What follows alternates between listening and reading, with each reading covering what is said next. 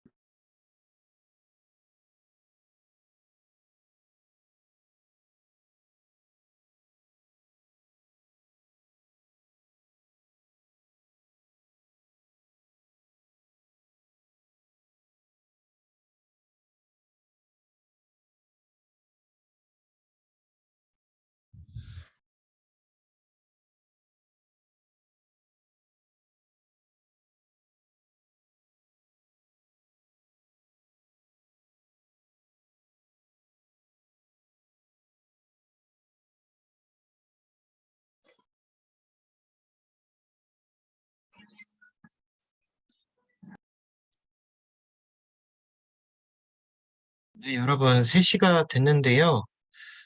아직 안 오신 분들이 있어서 조금만 더 기다려보고, 한 3분 정도만 더 기다려보고 시작하도록 하겠습니다.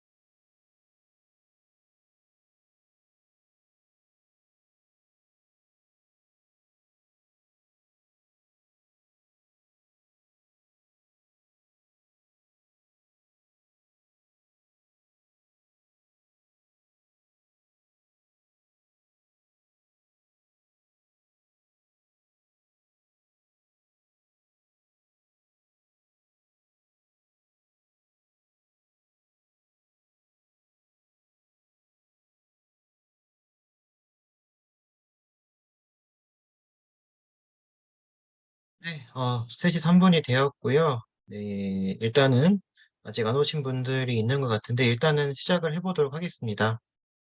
네, 오늘은 이제 저희 데이터 분석 세션 두 번째 시간이고요.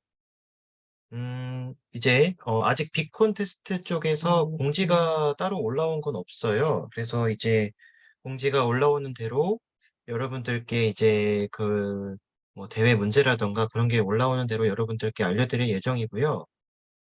그 전에 우리가 일단 데이터 분석 관련해서 일단 알아둬야 될 그것들을 미리 한번 살펴보는 시간을 갖기 위해서 오늘 이렇게 하는 거니까요. 그래서 지난번에는 전처리와 시각화를 했었고, 오늘 할 게 이제 모델링 파트예요. 그래서 일단 공유를 하고 시작을 하겠습니다. 네, 다들 화면 보이시나요? 네, 잘 보입니다. 네. 예, 시작해 보도록 할게요. 자, 모델링 별거 없습니다. 네. 사실, 그래서 이번에 정리한 거는 저희가 이번에 할 게 이제 크게 세 가지로 분류를 해봤어요. 그래서 오늘 할 거는 이렇게 부스팅, 딥러닝 모델, 그리고 explainability라고 하는 이런 세 가지 큰 주제로 이제 진행을 하려고 하는데, 자, 지금 다루는 모델들은 제가 전부 다 소개해 드릴 수가 없기 때문에 그 중에서도 이제 데이터 분석 대회 같은 데에서 가장 많이 다뤄지고 하는 그런 대중적인 모델들 위주로 가져와 봤습니다. 그래서 머신러닝에 해당하는 이런 부스팅 모델, 그리고 시계열 쪽에 특화되어 있는 이런 딥러닝 모델들이 있어요. 그것들을 몇 가지 소개해 드리고, 그리고 요게 제일 중요한 건데, 이제 explainability.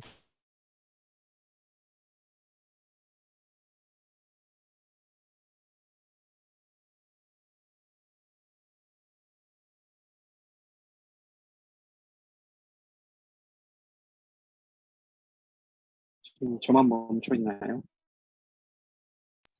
저도 멈춘 것 같아요.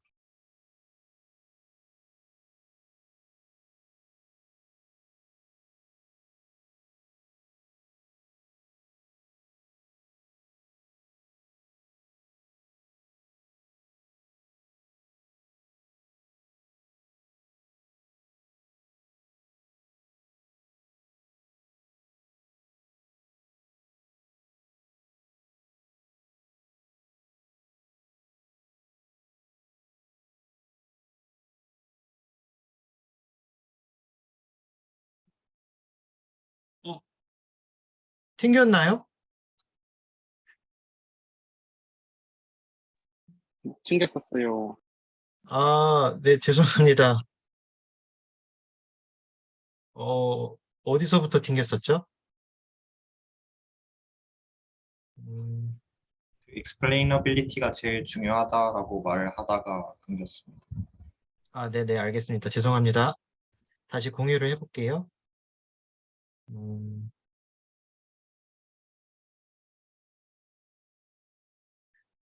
네, 잘 보이시죠? 네. 자, 그래서 explainability는 이따가 설명드릴 예정이고요. 이제 부스팅 쪽에서 이제 시작을 해보겠습니다. 자, 부스팅이라고 하는 것은 이제 앙상블 기법이라는 종류의 학습 중에 하나예요. 그래서 이 앙상블이라고 하는 것은 여러분들 집단지성이라고 다들 아시죠?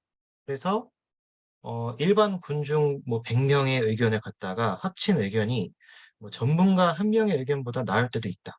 이런 거거든요. 근데 그게 실제로도 이런 머신러닝 기법에서도 이게 적용이 된다라는 거거든요.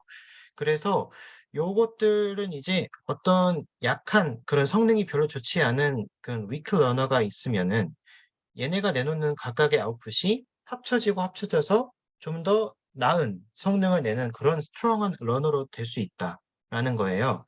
그래서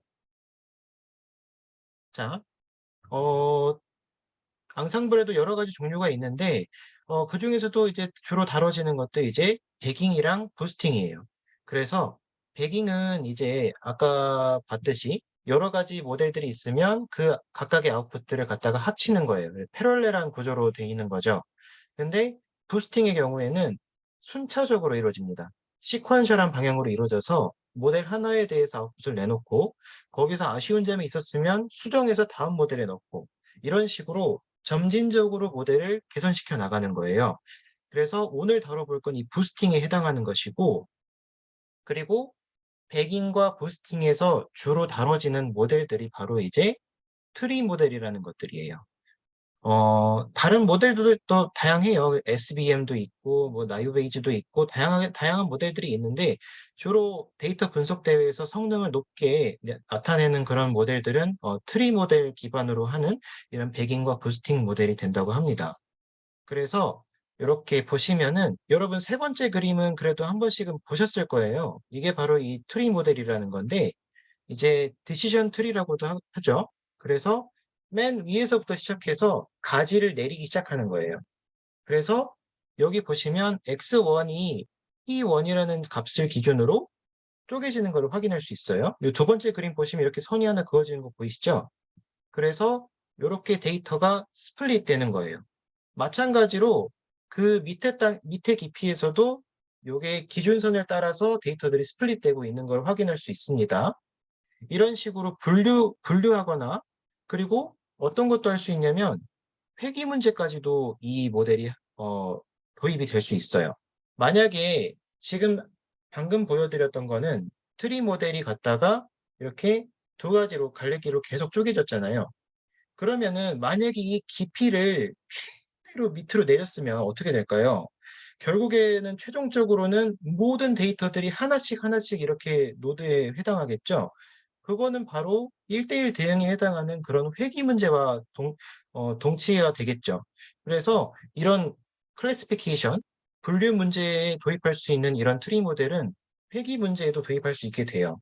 그래서 이런 트리 모델을 기반으로 해서 이제 부스팅이라는 모델을 만들 건데, 그 전에 이제 요 트리 모델이나 이거를 먼저 활용했던 게 이제 배깅 쪽이었는데, 배깅은 아까 말씀드렸다시피 모델 하나하나 아웃풋들을 갖다가 한꺼번에 합치는 거라고 했었어요. 에버러징 시키거나 보팅 시키거나 그런 식으로 해서 하는 것인데, 그거는 우연찮게도 제가 지지난 학기 때 제가 학술부에 있을 때 이거를 발제한 경험이 있었습니다. 그래서 이것도 지금 유튜브에 올라와 있거든요. 그래서 이 배깅이나 이쪽 그리고 배깅 트리 기반에서 만든 배깅 모델을 약간 좀 더 개선시킨 모델이 바로 랜덤 포레스트라는 모델이에요. 그래서 이 모델도 상당히 중요한 게 다른 부스팅 모델 쪽보다 훨씬 더 중요해요. 이 모델이 바로 이 모델이 내는 성능이 모든 모델들의 기준이 되는 모델이고, 이 모델을 확인하면서 이제 개선시켜 나가는 쪽으로 모델들 찾아 나가는 방식이 되어야 돼요. 그래서 요거를 갖다가 세션 때 다룬 적이 있으니까 요거를 한번 구체적으로 이 배깅이나 랜덤 포레스트가 어떤 방식으로 어떤 알고리즘으로 진행되는 것인지를 알고 싶으신 분들이 있으시면 유튜브 링크로 찾아가셔서 한번 보셔도 될 것 같고요. 근데 랜덤 포레스트만 해도 막 인터넷에 엄청 잘 정리돼 있어요. 그래서 그것만 참고하셔도 충분히 될 것 같습니다. 그래서 진행을 해볼게요. 자, 이제 부스팅. 자, 대중적으로 쓰이는 것들은 크게 네 가지가 있습니다. 그래서 에이다 부스트, XG 부스트, 라이트 GBM, 캣 부스트 이렇게 있어요. 자, 그리고 얘네들을 이제 제가 일일이 다 이 구조들을 다 분석하고 이럴 시간이 없습니다. 제가. 그래서 간단하게 이 모델들의 컨셉만 바로 설명해 드리고 넘어갈 거예요. 그래서 에이다 부스트부터 보자면 이런 식으로 진행이 됩니다. 그래서 트리 모델이 아까 어떻게 했었나요? 하나의 기준을 정하고 그걸 기준으로 이제 스플릿을 했었죠, 데이터들을. 그렇게 했는데 지금 보시면 여기 지금 첫 번째 모델에 갔다가 오리지널 데이터 셋 D1에다가 이제 스플릿 선을 이제 넣은 거예요. 그랬더니 지금 여기 플러스 데이터 하나가 잘못 넘어가 있죠. 그리고 마이너스 데이터들도 지금 잘못 넘어와 있어요. 요거를 갖다가 다음 모델에서는 제대로 분류해 라고 이제 어, 코멘트를 달아주기 위해서 이런 식으로 가중치를 부여합니다. 여기를 이제 좀 더 크게 하는 거예요, 값을. 어, 정확한 알고리즘 모르셔도 돼요. 그냥 그런 게 있다라고만 알고 가시면 됩니다. 그래서 다음번 모델에다가 이 데이터셋을 다시 넣었을 때는 이렇게 또 디시전 트리가 또 이렇게 다른 스플릿 선을 만들겠죠. 이러면 또 다 보면은 여기 마이너스 3개가 또 잘못 분류가 됐어요. 이런 식으로 가중치를 계속해서 업데이트 시켜 나가면서, 그러니까 웨이트를 느리고 줄이고 하면서 이것들을 모델을 조절해 나가는 겁니다. 시퀀셜한 방식으로. 그래서 최종적으로 이렇게 나왔던 이 트레인드 된 클래시파이어들을 모두 한데 합쳐 놓은 게 이제 바로 이 컴바인드 된 클래시파이어로 나타나게 되는 것이고요. 결과적으로 보시면 이렇게 플러스는 플러스들끼리, 마이너스는 마이너스들끼리 이렇게 분류된 것이 확인하실 수 있죠. 이런 식으로 진행되는 게 바로 에이다 부스트이고요. 자, 그리고 이제 다음 등장하는 게 이제 바로 그레디언트 부스팅이라는 개념이에요. 자, 저희가 일단 어떤 뭐 선형회귀 같은 것도 있잖아요. 그러면 이제 구할 때 OLS 방식으로 구할 때 그 잔차의 그 잔차 제곱 합을 최소화시켜 나가는 방향으로 이렇게 모델을 만들었잖아요. 그때 그런 잔차 제곱 합 그런 MSE 같은 것들을 이제 손실함수 뭐 이렇게 정의했었죠. 마찬가지로 이 그레디언트 부스팅이라는 것은 이제 기존의 디시전 트리 모델에서 사용했었던 그런 목적 함수 또는 손실 함수 그게 있었을 거예요. 그거를 갖다가 최소값을 이제 찾아 나갔어야 됐었는데 기존의 디시전 트리 방식에서는 그냥 모든 값을 다 대입해 보는 거예요. 있는 대로 다 대입해 보고 그중에서 얘가 최소값이다 하면은 그걸 갖다가 쓰는 방식으로 했었거든요. 근데 그거는 어떻게 했어요? 시간도 오래 걸리고 비용도 많이 들겠죠. 이러니까 이거를 좀 개선해 보자라는 방식으로 해서 이제 나오게 된 게 이제 그레디언트 부스팅이라는 것인데, 자, 그래서 그레디언트 부스팅은 뭐냐? 저희 딥러닝을 하신 분들은 아시겠지만 이제 옵티마이제이션 기법 중에 이제 그레디언트 디센트라는 기법이 있어요. 경사 하강법이라는 것인데 어떤 랜덤한 포인트가 정해지면은 그 값을 기준으로 이제 그레디언트들 기울기를 계산하게 되는 겁니다. 그래서 그 기울기를 통해서 이제 최소값을 찾아 나가는 방향으로 이렇게 업데이트를 시켜 나가는 것인데, 이러면 훨씬 일일이 다 대입해 보는 것보다는 훨씬 비용도 적게 들고 시간도 얼마 안 걸리겠죠. 이런 식으로 하는 것이 바로 그레디언트 부스팅인데, 이거를 좀 더 실제 코드상에서 잘 구현되게 돌아갈 수 있게 한 게 바로 이 익스트림 그레디언트 부스팅, XG 부스트가 해당하는 거로 알고 계시면 될 것 같습니다. 그래서 여기 지금 밑에 보시면 논문 주소가 나와 있어요. 그래서 요거 보시면 논문이 아주 친절하게 설명을 해놨더라고요. 논문치고. 그래서 요거를 한번 정확한 알고리즘을 알고 싶다 하시는 분들은 여기 찾아가 보시면 될 것 같습니다. 그리고 이 XG 부스트가 나온 다음에 2년 뒤에 나온 모델이 바로 라이트 GBM이라고 하는 모델이에요.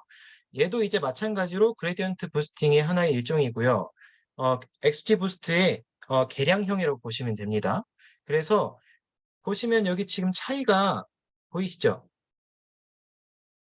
XG 부스트는 보시면 가지를 내릴 때 무조건 어떤 가지든 두 개로 쪼개져야 돼요. 이러면 어떻게 될까요? 옆으로 늘어나겠죠. 그래서 이런 방식을 이제 레벨 와이즈 트리 그로스라고 하는 것이고, 자, 그리고 라이트 GBM은 어떻게 하냐면 지금 어떤 가지는 가지가 안 내려가 있고 어떤 가지는 가지가 계속 내려가고 있어요. 이런 것들을 보면은 굳이 이 가지는 데이터를 더 이상 분리할 필요가 없겠다 싶은 것들은 그냥 내비두는 거예요. 그리고 정말 스플릿이 필요한 가지들만 계속 내려가는 것이죠. 이러면 깊이가 좀 더 깊이 쪽에 이제 위아래로 늘어나는 게 더 커지는 거죠. 이걸 이제 리프와이즈 트리 그로스라고 하는 것인데, 이런 방식의 차이가 있다 정도만 알아두시면 될 것 같고요. 그래서 사실 XG 부스트도 이걸 자꾸 무조건 한 가지마다 두 개씩으로 내려야 되다 보니까 균형 잡힌 안정적인 학습은 되지만 시간이 조금 더 오래 걸릴 위험이 있어요. 하지만 이렇게 라이트 GBM을 쓰면은 필요한 부분에만 유연하게 가지를 내리게 되니까 좀 더 XG 부스트보다는 시간도 빨리 금방 될 거고요. 그런 장점이 있을 것이고요. 그리고 2년 만에 개량된 모델이라 성능 면에서도 XG 부스트에 비해서 떨어지진 않아요. 하지만 이것 둘 모델을 갖다 놓고 누가 더 낫다라는 판단은 미리 하면 안 됩니다. 미리 하면 안 돼요. 두 모델 다 한 번씩은 만약에 데이터가 주어지게 되면은 두 모델 한 번씩 다 한번 대입을 해보시고요. 어떤 게 맞는지는 그때 가서 판단해도 늦지 않습니다. 그래서 그거는 항상 섣부른 판단은 금물이라는 거 다시 한번 말씀드리고 싶고요. 자, 그리고 요건 이제 카테고리컬 부스트라고 하는 캣 부스트입니다. 고양이 아니에요. 그래서 얘도 이제 어떤 쪽이냐 하면 이제 말 그대로 범주형 피처들이 많은 데이터들 있죠. 그런 쪽에 좀 더 특화된 그런 모델이라고 합니다. 여기도 마찬가지로 이제 그레디언트 부스트 개념에 도입된 그런 모델이고요. 근데 여기 조심할 점은 이제 결측치가 많다거나 아니면 수치형 데이터가 대부분이라거나 이러면은 약간 도입이 어려울 수 있습니다. 그래서 이거는 사용하실 때 조심하셔야 되고요. 이것도 마찬가지로 밑에 주소를 남겨놨으니까 여기 블로그 들어가셔서 정확한 알고리즘을 확인해 보시면 될 것 같습니다. 자, 그래서 요것들은 이제 XG 부스트를 갖다가 요런 쾌글에서 이런 컴페티션 대회가 있었어요. 이런 고객 만족도를 예측하는 이런 대회가 있었는데 여기 지금 주소에 들어가시면은 그 트레인 데이터와 테스트 데이터를 제공받을 수 있습니다. 다운받을 수 있어요. 그래서 코드는 제가 요 세션이 끝난 다음에 GitHub나 그런 데 올려드릴 예정이고요. 참고하셔서 한 번씩들 연습해 보시면 좋을 것 같습니다. 자, 다음 이제 딥러닝 모델 쪽이에요. 자, 아까까지 살펴봤던 부스팅은 이제 머신러닝 쪽이 되겠고요.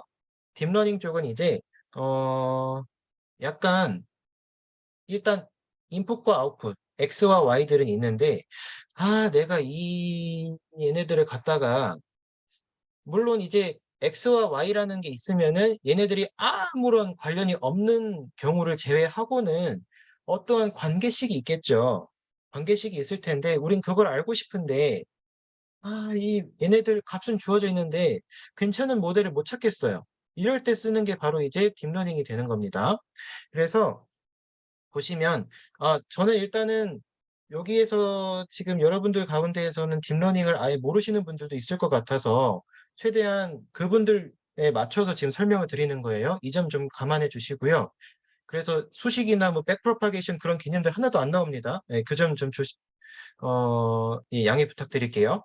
그래서 인풋 레이어와 아웃풋 레이어가 있어요. 그래서 여기 인풋이 들어가고 최종적으로 아웃풋이 나오겠죠. 여기가 이제 X와 Y가 되는 거예요. 그 사이에 지금 보시면 막 이렇게 연결되는 이런 선들이 있고 히든 레이어라는 게 있는데 자, 그러니까 변수들이 여러 개 있을 거예요. 아웃풋이라는 결과값을 내기 위해서 얘네 작용하는 그런 예측 변수들, 설명 변수들이 존재할 거란 말이죠. 그럼 얘네들이 그냥 개별적으로 각각 독립되게 거기에 아웃풋에 작용할 거냐? 아니란 거죠. 실제 데이터에선 그러지 않잖아요. 이런 변수가 있고 저런 변수가 있으면 얘네들이 또 얽히고 설켜서 막 작용하게 되고 그럴 것인데 그런 것들을 정확하게 우리는 모르니까 이걸 알고 싶다는 거예요. 그래서 이런 히든 레이어라고 하는 이 구조를 통해서 우리가 이 관계식을 유추해 나갈 수 있다라는 것만 알고 계시면 될 것 같아요. 자, 그리고 그 중에서도 이제 우리가 좀 더 문맥이나 추세 같은 거를 반영하는 그런 데이터를 다루고 싶다 할 때 이제 사용하는 것이 이제 딥러닝 모델 중에서도 이렇게 RNN이라고 하는 네트워크가 있어요. 여기는 이제 주로 이제 음성 인식이라거나 뭐 번역 이런 문제도 되고요. 그리고 뭐 대표적인 게 이제 저희가 잘 알려진 거로는 주식 예측하는 거 이런 것들에 주로 쓰인다고 해요. 그뿐만 아니라 뭐 다양한 분야에서 도입이 될 수 있어요. 뭐 월별 뭐 날씨 예측하는 거, 뭐 기온 같은 거요. 뭐 그런 추세나 그런 게 있는 데이터라면 다 대입이 가능한 그런 모델이 되는 것인데, 그래서 어 이게 대회에서 쓰이게 된다면 이제 어떻게 되냐면, 저도 작년에 이제 비콘에 참여했을 때 과제가 어떤 거였냐면은 X와 Y 데이터가 이렇게 트레인 데이터로 주어져 있었어요. 그러면은 이걸 훈련을 한 다음에 모델을 만들어서 훈련을 한 다음에 너네가 구해야 될 게 뭐냐 하면은 다음 달에 그 예측량 자체를 구해봐라 라는 거였어요. 그러니까 다음 달 거에 대한 X 데이터 자체가 안 나와 있는 거예요. 그냥 Y 데이터만 바로 구해라 라고 이렇게 돼 있던 거거든요. 그런 경우에 이제 X 데이터를 가지고 이제 테스트를 해야 되는 건데 그게 안 되는 경우, 이렇게 예측해야 되는 경우에는 이제 추세가 반영되어 있는 모델이라면 이제 가능하겠죠. 그런 식으로 이렇게 RNN 모델을 쓰면 되는 것인데, RNN에서는 이제 문제가 되는 게 뭐냐면은 이제 바로 장기 의존성이라는 문제가 있어요. 텍스트 데이터를 예시로 들어볼게요.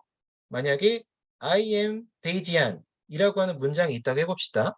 이 문장을 뭐 번역이 됐던 어떤 문제가 됐던 태스크를 한번 예측하고 싶다고 해봅시다.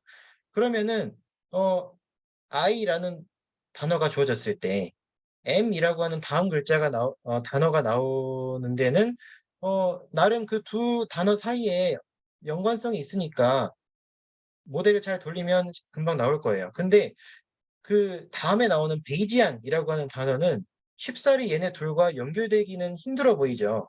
그럴 때 사용하는 건 이제 문맥을 사용해야 되는 것인데, 이전의 문장들을 가져와서 요 단어를 한번 예측해 볼 수 있게 그렇게 만들어야 되겠죠. 근데 이 한 모델 상에서 이렇게 오래전의 데이터를 갖다가 반영을 해야 되는데 그게 기존의 그냥 바닐라 RNN에서는 이게 힘들다는 거예요.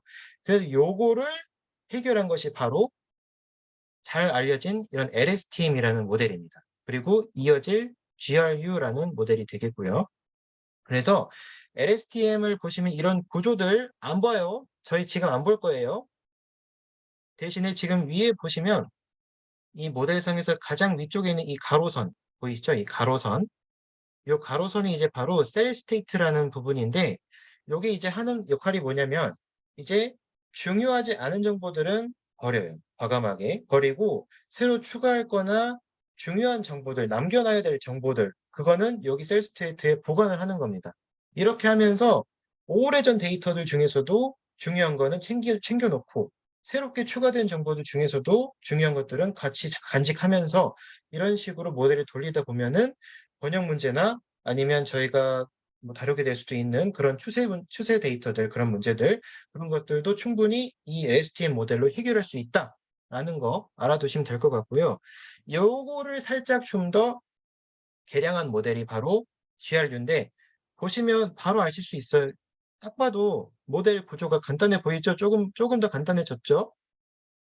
간단하진 않지만 그래서 이런 식으로 LSTM과 GRU를 사용해서 좀 더 나은 예측 모델들을 만들 수 있다라는 거 알아두시면 될 것 같고요. 마찬가지로 이제 삼성전자 주식을 예측하는 문제들이 있어요. 그래서 이것도 야후 파이낸스에 들어가 보시면은 이 주식 데이터 다 얻을 수 있거든요. 뭐 시가, 종가 그런 게 나와 있어요. 그런 것들 이제 확인해 보셔서 제가 코드 올려드리면 그걸 확인해 보시면 될 것 같습니다. 잠깐 물 좀 마시고 올게요.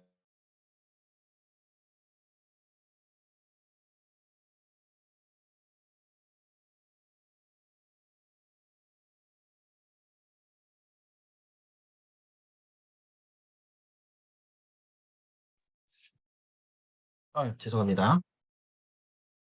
자, 이제 머신러닝과 딥러닝 쪽에서 대표 주자들을 살펴봤습니다. 자, 이제 여기서부터가 진짜예요. 여기서부터가 진짜인데 이제 뭘 할 거냐? 자, 저번에 세션 마지막 때 말씀드리기도 했었지만 이런 모델들은 누구나 한 번쯤은 검색이라도 해보면 바로바로 알 수 있는 거거든요. 그래서 데이터 주어주면 만약에 전처리 과정까지 똑같았다 해보면은 어떤 팀이 됐든 같은 모델을 돌렸을 때 같은 아웃풋이 나올 거잖아요. 그러면은 그럴 때 이제 수상을 하는 팀들은 어떤 팀들이 되는 것이냐. 이거를 한번 생각해 보자는 거예요. 그래서 보시면 여기 지금 환자의 그 뇌 MRI 사진이 지금 나와 있거든요. 여기를 보시면 이렇게 이 환자가 뇌전증을 겪고 있을 확률을 구해보고 싶다는 거죠. 그래서 이런 복잡한 구조의 머신러닝, 딥러닝 모델들을 돌린 결과 뭐 이 리포트로 말하기로는 이제 이 환자가 85%의 신뢰 구간을 신뢰성을 가지면서 이런 뇌전증을 갖고 있을 확률이 있다라고 이제 결과를 내놨어요. 근데 왜 그러냐고 이걸 알고 싶다는 거예요. 왜? 그러니까 우리가 머신러닝, 딥러닝 이런 모델들 복잡해요. 성능은 좋지만 우리가 원하는 예측 좋은 막 97%, 98%에 육박하는 그런 성능을 내는 모델들 만들어내는 거 좋다고요. 근데 왜, 왜 이런 결과를 냈냐고 이걸 알고 싶은 거죠. 결과적으로 원인을 우리가 직접적인 원인 결과 그 관계는 모르겠지만 최대한 그거에 가까운 추론은 해내면은 보다 나은 분석이 될 수 있겠죠.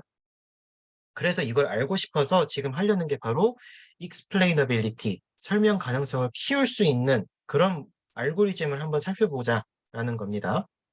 마찬가지로 여기 지금 재무 데이터에 대해서도 나와 있는데 어떤 고객이 있어요. 근데 이 고객이 이제 신용 등급에 대해서 이제 뭐 대출 같은 게 가능하냐라는 걸 이제 살펴봤을 때 모델 돌리니까 안 된대요. 적합하지 않은 고객이래요. 왜? 왜 그러느냐?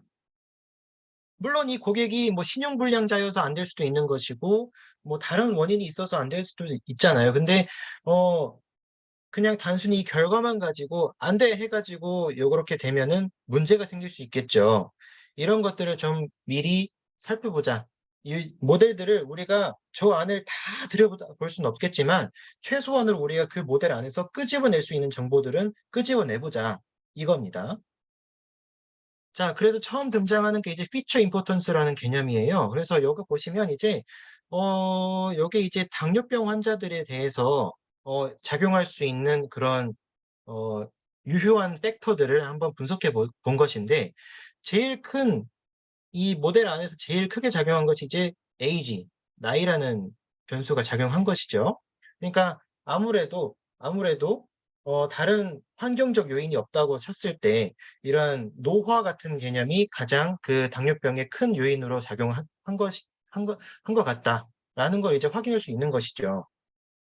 옆에 보이시는 거는 여기 ROC 커브라는 이런 성능 평가 지표인데, 요건 이제 모델 전반적인 성능에 대한 그런 시각화인 것이고, 그래서 왼쪽 그림과 오른쪽의 그림은 살짝 결이 다르다는 거 느껴지실 거예요.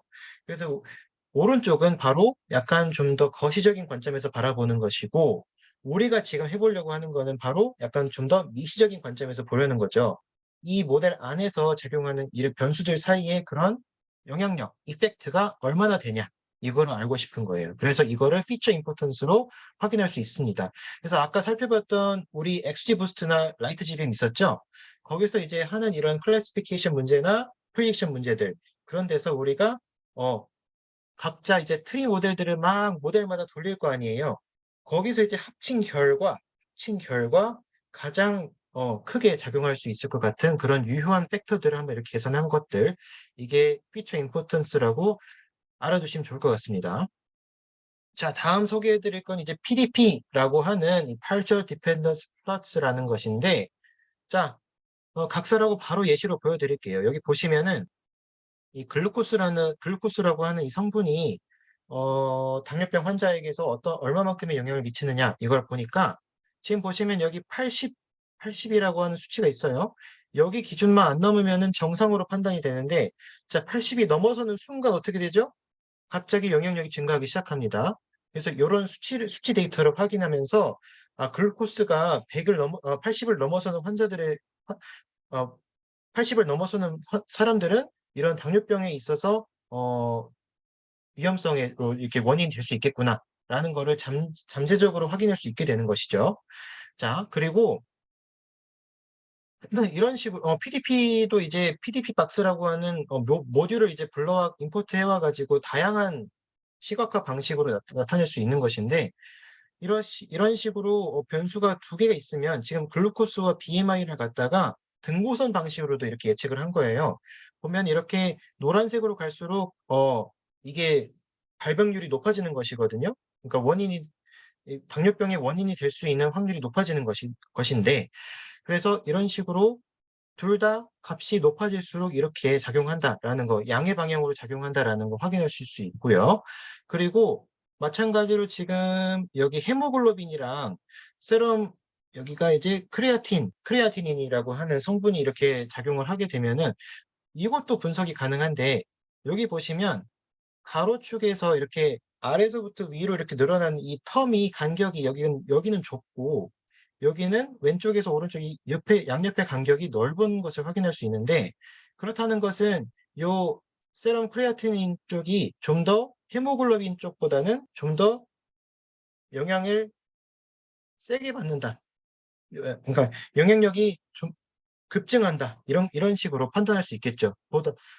그런 식으로 변수들 안에서도 이렇게 그 모델 안에서의 영향력을 수치적으로, 시각화적으로 이렇게 비교할 수 있게 된다라는 거 알아두시면 될 것 같고요. 자, 그리고 요즘 또 등장하는 것들이 이제 샤프라는 이런 알고리즘이에요. 그래서 샤플리라는 사람이 이제 샤플리 값 밸류라는 거를 만들어냈는데, 이게 각 변수들이 전체 아웃풋을 만들어내기까지에 얼마나 컨트리뷰트 했는지, 이거를 수치적으로 계산한 값이라고 합니다. 요거에 대한 이런 구체적인 그 공식들은 살펴보지 않을 거고요. 그래서 이제 주로 다뤄지는 플롯들 3개 정도만 살펴보고 넘어갈게요. 그래서 폴스 플롯이라고 하는 것들은 이제 여기 보시면 이런 전체적인 아웃풋이 이렇게 나와 있고요. 아웃풋이 나와 있고, 그리고 요게 지금 세로축이 그 계산된 샤플리 밸류예요. 그래서 반대구나. 그래서 이렇게 나오는 결과를 보면 빨간색은 그 모델에 있어서 아웃풋을 내기까지의 포지티브한 방향으로 영향을 미친 변수들, 그리고 파란색은 모델에 네거티브한 영향을 미친 변수들이 되는 거예요. 그리고 거기서 이게 자바스크립트 쪽에서 가져온 모델이라서 여기를 이제 실제로 이 시각화된 플랫에다가 마우스들을 갖다 대면은 이 아웃풋별로 이렇게 변수들이 얼마만큼의 그 영향력을 미쳤는지 그게 수치적으로 뜬다고 합니다. 그거는 직접 확인해 보시면 될 것 같아요. 그래서 여기 지금 간격이 이렇게 넓다는 거는 그만큼 어, 변수들이 이 모델 안에서 컨트리뷰트한 정도가 크다는 걸 알 수 있겠죠. 포지티브한 것뿐만 아니라 그 방향의 크기까지도 알 수 있다는 겁니다. 이런 식으로 세부적으로 아웃풋별로 이 변수들이 얼마만큼의 작용했는지를 알 수 있게 되는 거예요. 마찬가지로 여기 디펜던스 플롯 같은 경우에는 X축이 변수들 넘버링 한 것인가요? 잠시만요. X축이 변수들 넘버링 한 것인가? 그건 아니에요. 그건 아니고, 어, 잠시만요. 샘플 오더 바이 시밀러리티.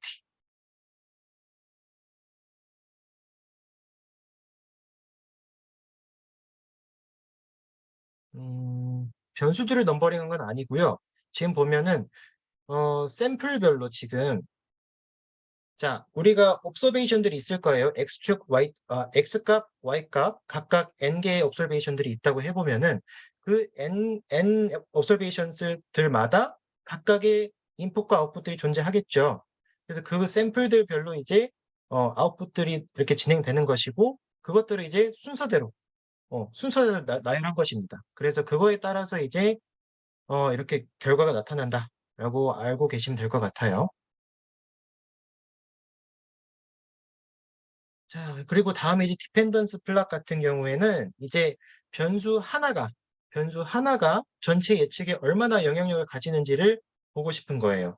그래서 마찬가지로 이렇게, 여기서는 이제 포지티브, 네거티브 그런 개념이 아니라 빨간색은 다른, 다른 변수들보다 좀 더 모델 안에서 영향을 많이 갖는, 많이 주는 그런 그런 것이고, 파란색은 반대로 다른 변수들에 비해서 모델에 영향을 덜 주는 그런 변수가 되는 것이라는 거 알아두시면 될 것 같고요. 지금 나와 있는 데이터들은 미국 보스턴 지역의 그 집값에 대한 예측을 나타낸 것인데 그중에서 이제 이게 룸 넘버였나 그 방의 크기였나 개수였나 그 변수였을 거예요. 그래서 요게 이제 방의 개수가 4개에서 9개였나 되는 방이 있을까요? 뭐 어쨌든 그런 식으로 이렇게 변화함에 따라서 전체적인 그 집값 예측에 있어서 얼마만큼의 영향력을 행사하는지를 이렇게 나타낸 것입니다. 자, 그리고 마지막으로 살펴볼 게 이제 서머리 플롯이에요. 그래서 요것들은 다시 또 모든 변수들이 다 등장합니다. 이렇게. 자, 그래서 여기 샤플리 밸류가 이렇게 나와 있고요. 그리고 지금 보시면 lstat이랑 룸넘버 이거랑 디스턴스 요 변수들이 지금 분산의 크기가 큰 것을 확인할 수 있죠. 분산의 크기가 크기 때문에 이런 변수들의 경우에서는 이제 분석에 있어서 좋은 흥미거리가 되겠죠. 이제 얘네들에 따라서 어떤 식으로 모델의 영향력이 결정되는 것이고 요거에 따라서 우리는 같은 예측값이 나오더라도 이런 변수들에 의해서 다른 해석이 나올 수도 있다라는 거를 이제 제시할 수 있겠죠. 이런 하나하나가 결국에는 좀 더 나은 우리가 성능만 챙기는 것보다는 해석까지 같이 해보면서 보다 좀 더 풍요로운 분석을 만들 수 있게 될 수 있지 않을까라는 말씀 드리고 싶습니다. 자, 이렇게 살펴봤었고요. 이렇게까지 모델 그리고 해석 explainability 이렇게 살펴봤었고 자, 2부 때 이어지는 내용은 이제 간사님께서 이제 모델들을 이제 돌릴 때 저는 일단은 모델 컨셉만 말씀드린 거지만 모델 안에서 이제 다양한 파라미터들이 있을 거예요. 그런 것들이 조정함에 따라서 모델의 아웃풋이 또 달라지는 것이거든요. 그런 것들은 또 어떻게 할지. 그리고 저희가 배우는 그런 통계 모형들 있죠. 단순 선형 회귀부터 시작해서 그런 다양한 로지스틱 리그레션 그런 거나 다양한 그런 모델들이 있을 텐데 그런 것들도 우리가 놓치지 않고 가져가야 돼요. 그런 것들 이제 간사님이 이따가 다뤄주실 예정이니까 이따가 확인해 보도록 합시다. 그리고 마지막으로 요거 지금 방금 전에 살펴봤던 이 샤프 방식으로 이제 보스턴 주택 가격 결정 요소들 이런 거 구해보는 것들도 이제 여기 들어가 보시면 시각화되어 있는 것들이 잘 나와 있어요. 그리고 이것들도 코드로 제가 깃허브에 올려드릴 예정이니까 이것들 또한 이따가 살펴보시면 될 것 같습니다. 아이고, 말이 너무 빨랐는데 네, 이렇게 마치도록 할게요. 네, 지금 40분 네, 감사합니다. 40분이 지금 넘어가고 있는데 저희는 잠깐 쉬었다가 50분에 다시 시작하도록 하겠습니다. 네, 수고하셨습니다. 아,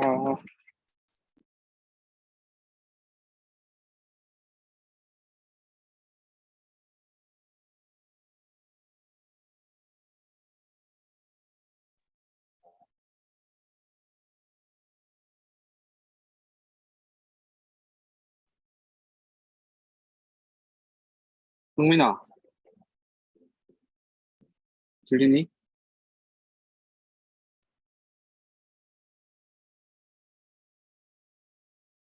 없나 보네.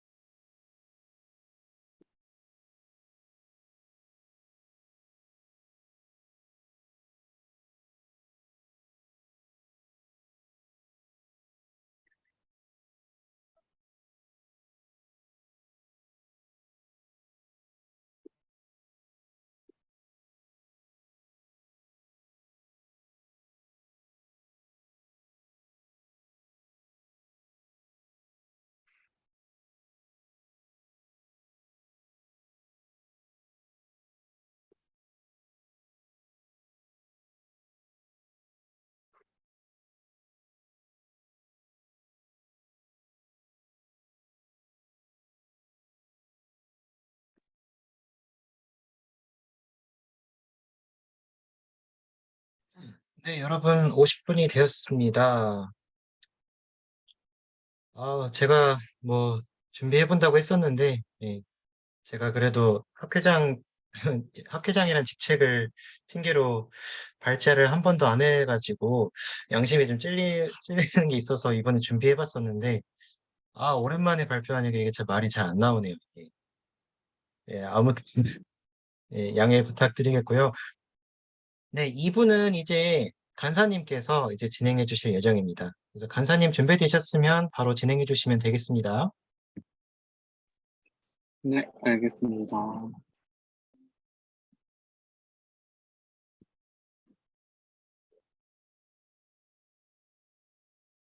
음, 어, 보이시죠? 네, 잘 보입니다. 네, 이제 안녕하세요, 여러분. 주말에 고생이 많습니다. 여기에 일단 오늘 제가 말씀드릴 내용은 페이퍼 파라미터 서치랑 GLM에 대해서 말씀을 드려보려고 해요. 여기에서 하이퍼 파라미터 서치는 이게 머신러닝 모델을 돌려보시면 알겠지만 트리 같은 경우는 뭐 맥스 뎁스나 그러니까 최대 깊이나 아니면은 뭐 어느 지점부터 이거를 나누겠다 이런 식으로 하는 것도 있고 막 그러거든요.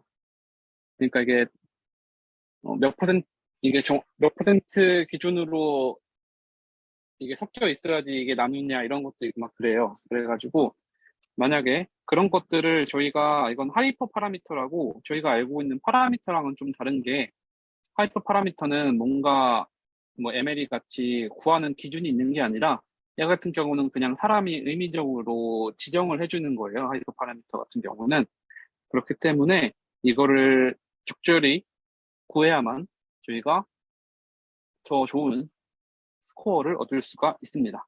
그래서 하이퍼 파라미터 서치를 어떻게 하는지 세 가지 방법 설명을 이렇게 그리드 서치, 랜덤 서치, 그리고 베이지안 서치, 베이지안 옵티마이제이션이라고도 하는 이 세 가지 방법에 대해서 간단하게 소개만 드릴 거고, 두 번째로는 저희 지금까지는 머신러닝과 딥러닝 모델을 배웠는데 저희가 또 응용 통계학과 통계학회잖아요. 그렇기 때문에 보통 통계학에서는 그러한 것들을 할 때 GLM을 써요. 이게 제너럴 리니얼 모델이라고 하는데, 근데 GLM 같은 경우는 제가 알기로는 학부 때 배우는 거는 로지스틱 회계밖에 없었을 거예요. GLM 중에서. 근데 여기에서는 그것도 당연히 프리콘티스트의 방법을 쓰는 GLM이죠. 그렇기 때문에 여기서 알려드릴 거는 프리콘티스트의 GLM도 있지만 예, 저희가 2학기 때 아마 여러분들이 다룰 내용이 베이지안 GLM이에요. 그렇기 때문에 이거에 대해서도 간단하게만 설명을 드리도록 하겠습니다. 사실 GLM 같은 경우는 대학원에서 일반화 선형 혼합 무형이라는 수업 내용이에요. 사실은. 그래가지고 학부 때는 다루지 않는 내용이기 때문에 간단하게 소개만 하고 넘어가도록 하겠습니다. 뭐 제가 제안을 하자면은 아마 GLM도 한 번씩 세션에서 다뤄주는 게 좋지 않을까. 한번 고려를 해보는 게 좋지 않을까. 왜냐면 학부에서 있는 수업으로는 접할 수 없는 내용이지만 통계학과에게는 되게 중요한 내용이기 때문에 한 번씩 다뤄보는 것도 좋지 않을까 생각을 합니다. 네, 그래서 이렇게 순서대로 시작할 거고요. 시작을 해보도록 할게요. 일단 처음은 하이퍼 파라미터 서치에서 그리드 서치에 대해서 한번 말씀을 드려볼 거예요. 그리드 서치는 파라미터가 뭐 여러 개가 있잖아요. 이게 파라미터 여러 개가 있는데 그런 것들을 모든 조합을 다 해보는 거예요. 그러니까 예를 들어서 뭐 맥스, 뎁스가 있어요. 이거를 이렇게 뭐 1, 뭐 10, 20, 30, 40 이렇게 준다고 생각을 해봅시다. 그리고 뭐 러닝 레이트가 있어요. 러닝 레이트가 있어요. 그럼 얘 같은 경우도 뭐 0.05, 0.01, 0.1, 0.2 이런 식으로 돼 있어요. 이런 식으로 돼 있다고 생각을 해봅시다. 그러면은 이거를 조합을 이렇게 설정을 해줬잖아요. 이 조합을 모두 다 해보는 거예요. 맥스 뎁스는 10, 러닝 레인지는 0.05로도 한번 해보고 맥스 뎁트 10, 맥스 뎁트 러닝 레이트 0.01로도 한번 해보고 이런 식으로 하는 게 그리드 서치입니다. 그래서 이것은 하나하나 모든 조합을 다 확인해 보는 거예요. 그렇기 때문에 당연히 쉬울 수밖에 없죠. 저희가 코드하는 게 그냥 SK런 사이클런의 그 모델 셀렉션의 그리드 서치 15이라는 이거를 사용하면은 이거를 그냥 할 수가 있어요.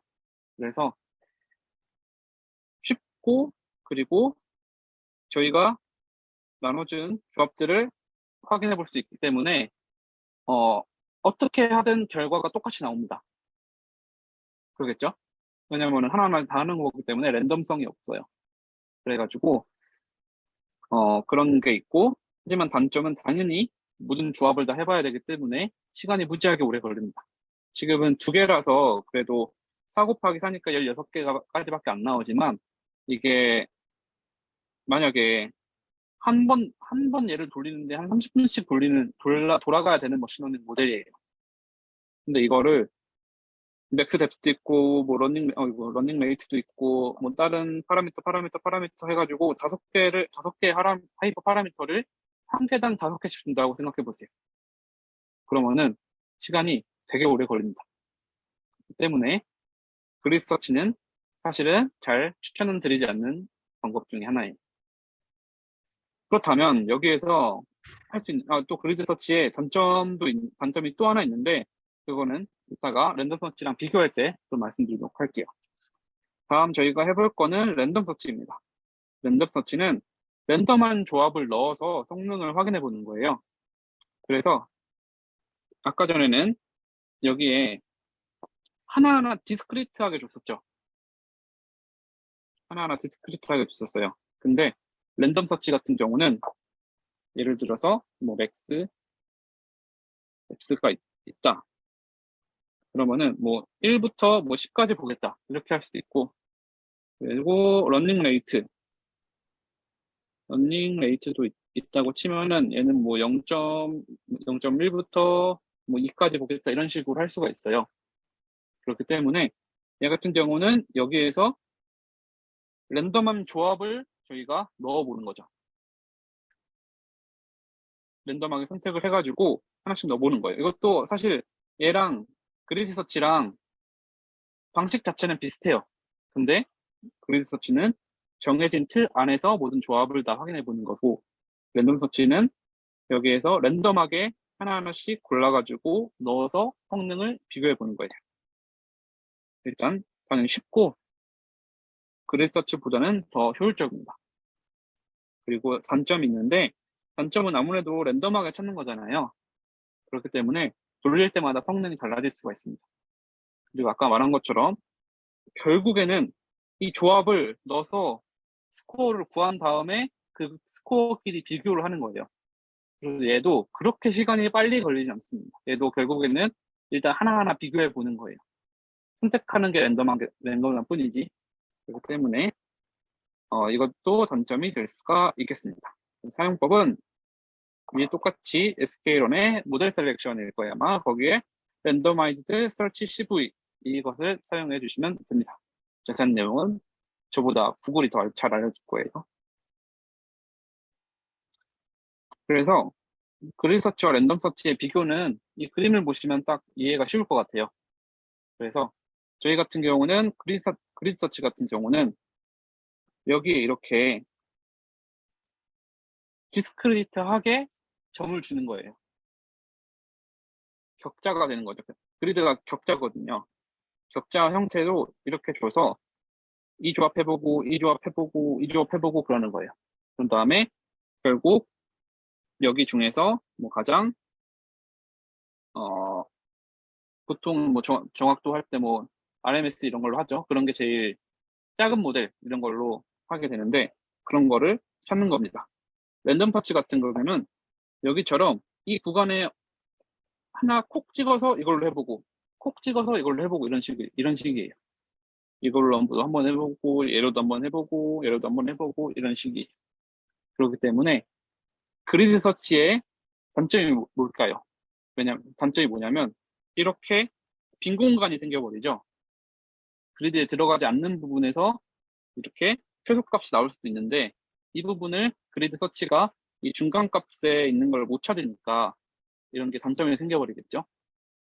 그리고 랜덤 서치 같은 경우는 그래도 여기저기 여러 군데를 해보니까 이렇게 전역 최소점을 찾을 수도 있다. 이게 랜덤 서치가 그리드 서치보다 나은 점이라고도 할 수 있겠습니다. 네, 그리드 서치와 랜덤 서치 여기까지 해보고 베이지안 베이지안 옵티마이저에 대해서 한번 말씀을 드려볼게요.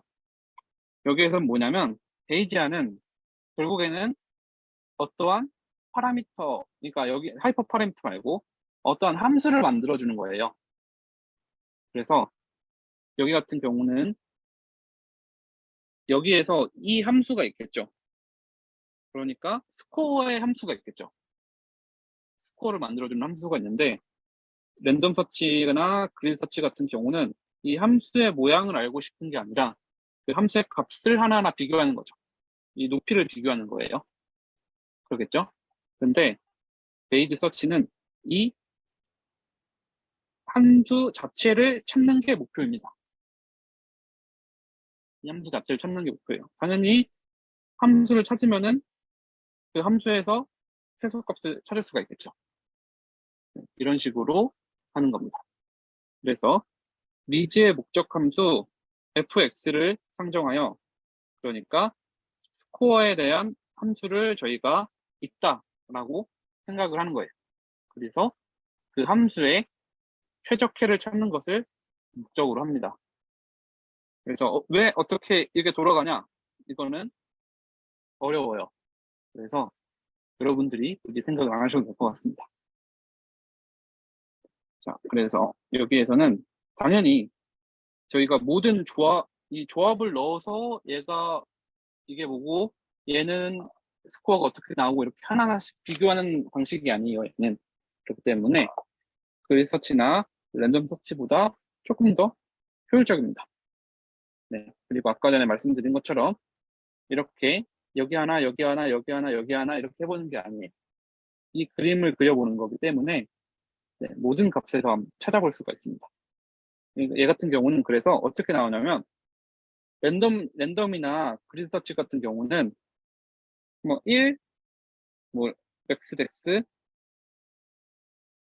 뭐 1, 뭐 러닝레이트, 0.05 이런 식으로 딱딱 떨어지게 나와요.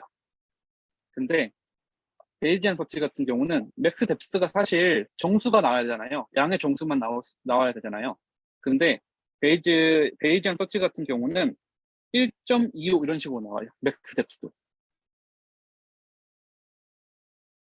왜냐면 함수를 설정해서 하는 거기 때문에 얘가 뭐 1.25 나오면은 그냥 1을 집어넣고 이런 식으로 하게 됩니다. 1이랑 더 가까우니까. 그렇기 때문에 베이지안이 좀 더 다양하게 서치가 가능하다.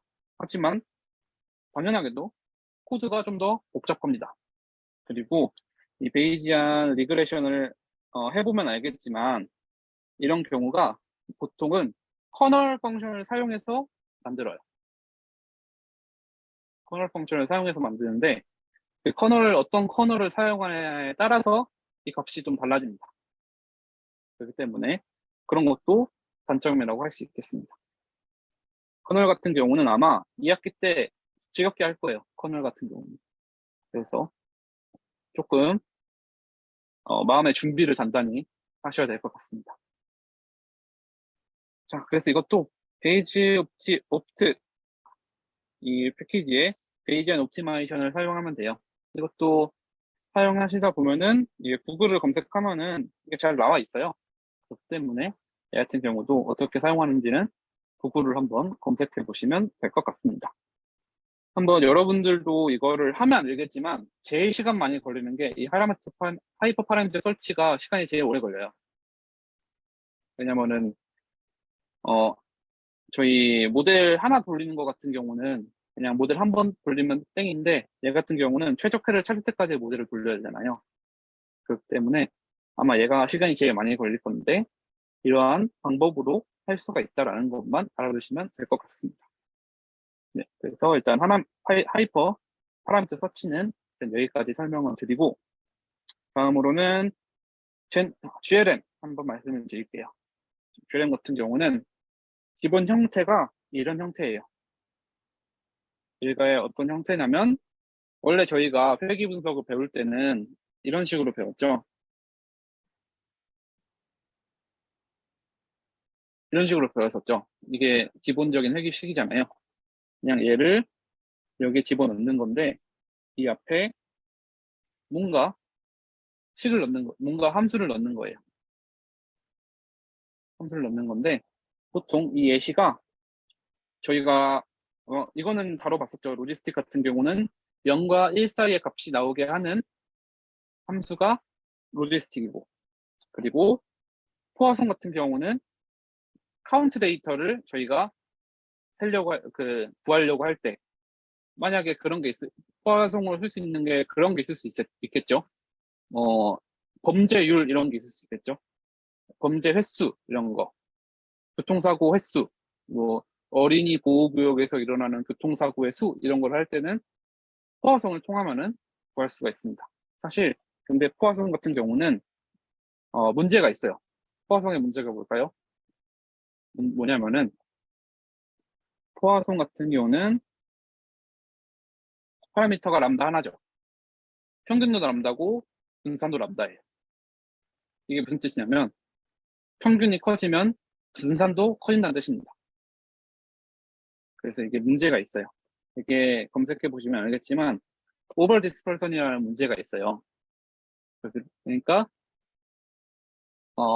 우리가 원래 분산보다 분산을 좀 더 과소평가를 해요. 포화성 모델은. 그렇기 때문에 그거를 보완한 게 네거티브 바이노미얼입니다. 그래서 네거티브 바이노미얼 모델을 사용하기도 합니다. 기타 등등 여러 가지가 있어요. 뭐 프로빗도 있을 수가 있고 뭐 여러 가지가 있어요. 그래서 이렇게 GLM 같은 경우는 R에서 GLM이라고 패키지가 있어요. 그런 식으로 패키지를 사용하시면 됩니다. 여기에서는 GLMM이라고 또 확장판이 있어요. 이게 GLM의 확장판인데 어떤 거냐면 여기 이건 인터셉트라고 하죠. 보통 인터셉트와 여기 슬로프에 이 랜덤항을 넣는 거예요. 랜덤항을 넣는다는 게 어떤 뜻이냐면 이 그림을 보시면은 더 이해가 쉬울 겁니다. 여기에서 이 그룹, 이 그룹, 이 그룹, 이 그룹 이렇게 그룹이 있는 거예요. 여기에서 그룹마다 얘는 이렇게, 얘는 요렇게, 얘는 요렇게 이런 식으로 슬로프와 인터셉트를 이 그룹마다 다르게 주는 거예요. 이런 게 제너럴라이즈드 믹스드 모델입니다. 제너럴 리니어 믹스드 모델이에요. 얘가 우리나라 말로 번역을 하면 일반화, 선형, 혼합, 무형이죠. 네, 이거를 저희 강승우 교수님께서 대학원에서 수업을 하십니다. 네, 그래서 만약에 GLM에 대해서 좀 더 궁금하시다면 대학원으로 오시면은 더 많은 설명을 들으실 수 있을 거예요. 여기에서 저희가 구하고 싶은 거는 결국에는 베타잖아요. 이 코에피시언트 베타인데 이 베타를 구하는 방식에 따라서 프리콘티스트의 방식이 있고 베이지안의 방식이 있습니다. 그래서 일단 프리콘티스트의 방식부터 설명을 드릴게요. 제가 기억하기로는 로지스틱 회귀까지는 배워도 이걸 어떻게 찾는지까지는 배우나요? 혹시?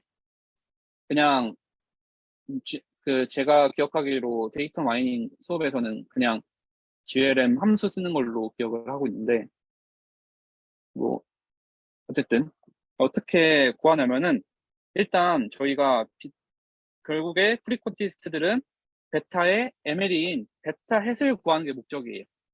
그렇죠? 여기에서 저희 회귀 분석에서는 이거를 아날리틱하게 배웠습니다.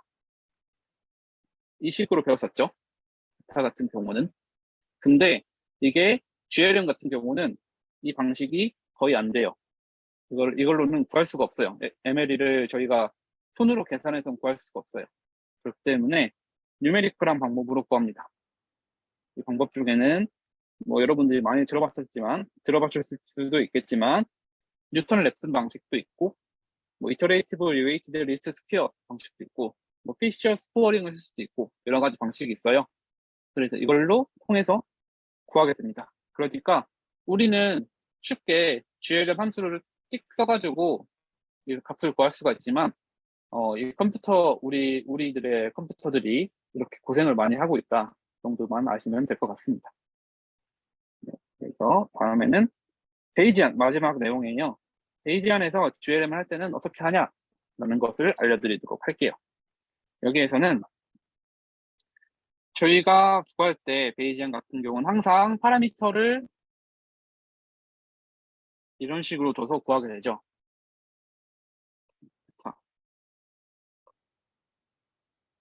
이런 식으로 둬서 구하게 되죠. 여기에서 똑같습니다.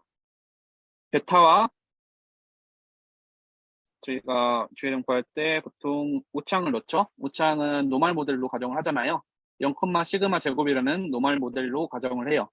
그러면은 이 베타와 시그마 제곱에 모두 프라이어를 주고 베이지안의 방식으로 이들의 포스테리어를 구할 수가 있습니다.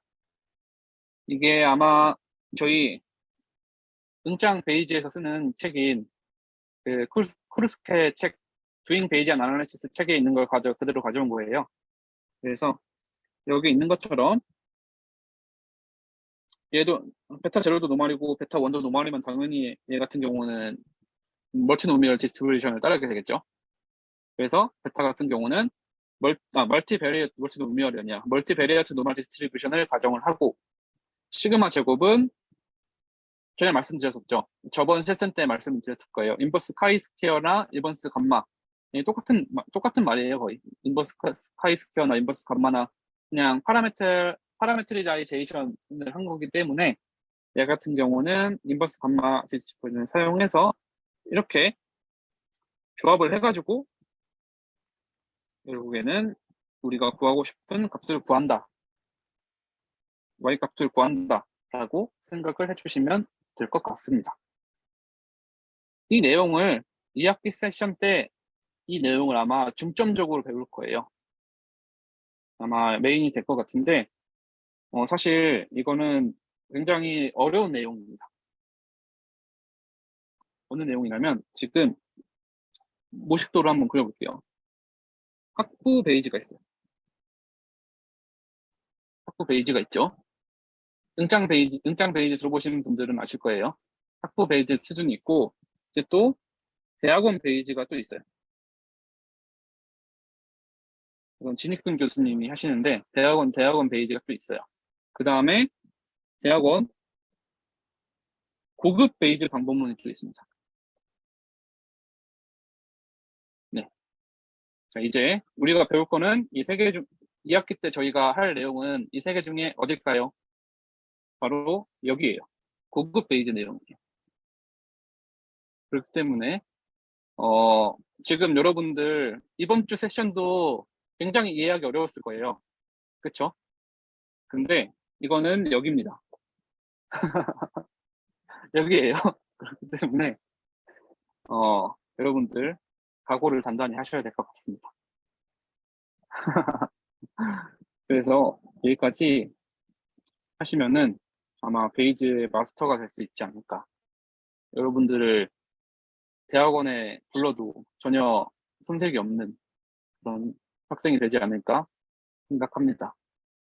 그래서 이번에 열심히 해서 다들 잘 배워가도록 합시다. 네, 오늘 발표 저는 여기까지 할게요.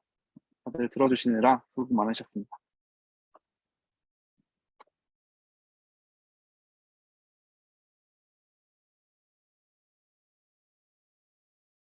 지금까지 간사님의 EP 설명회가 있었고요. 대학원 많은 관심 부탁드립니다. 다음.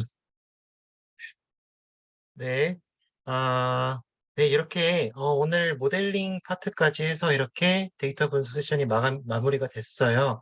그래서 이제 아직 그 비콘 쪽에서 공지가 올라오진 않고 있어요. 지금 작년보다 많이 늦고 있는 것 같은데, 그래서 공지가 올라오는 대로 대회 문제나 그런 것들이 이제 막 잡히고 일정 같은 게 잡히고 하면은 여러분들께 바로 공지해 드릴 예정이고요.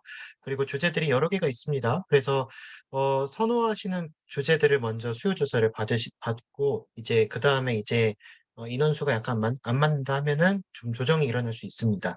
그 점 알아두시면 좋을 것 같고요. 그리고 3학기 이상 활동하신 분들은 이제 희망하시는 분들만 이제 참여하시면 될 것 같습니다. 그런 식으로 알아두시면 될 것 같습니다. 오늘은 여기까지 이렇게 마치도록 하겠고요. 저희는 다음 주 목요일에 또 다음 정규 세션으로 만나도록 합시다. 네, 오늘 모두 수고 많으셨습니다.